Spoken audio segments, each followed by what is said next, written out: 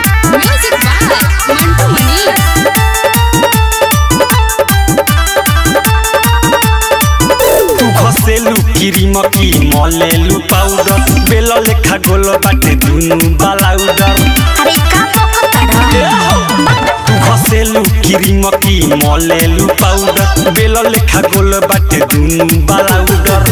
गोपी पाचा घाटे में तीर के कमान हई रे गोला गोला ढोर हे पा कंकर न मार छाबड़ा हमका अनकर समान हई रे। गोला गोला ढोर हे पा कंकर न मार छाबड़ा हमका अनकर समान हई रे।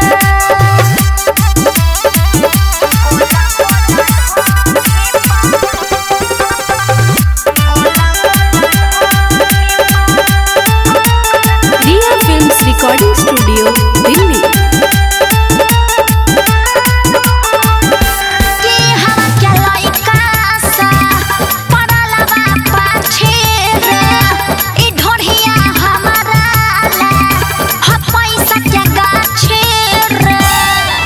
बबी नरम बाटे की गरम कनिका सा छुआ दे तू तर हथी पसरले बानी अच्छा। पर रस चुआ दे तू मुँह बाटे लाल खैले पाने हई रे गोला गोला ढोर हे पा कंकर न मार छाबड़ा हमका अनकर समान हई रे।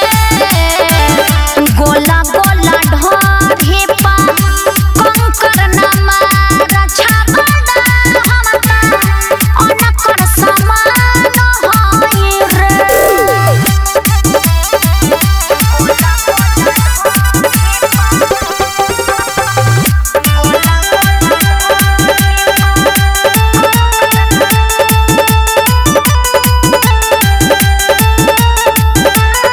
के मन जब करे धरेला कलछ के रह जाइबा अनाच के चल जाएमा ललच के रह जाइबा।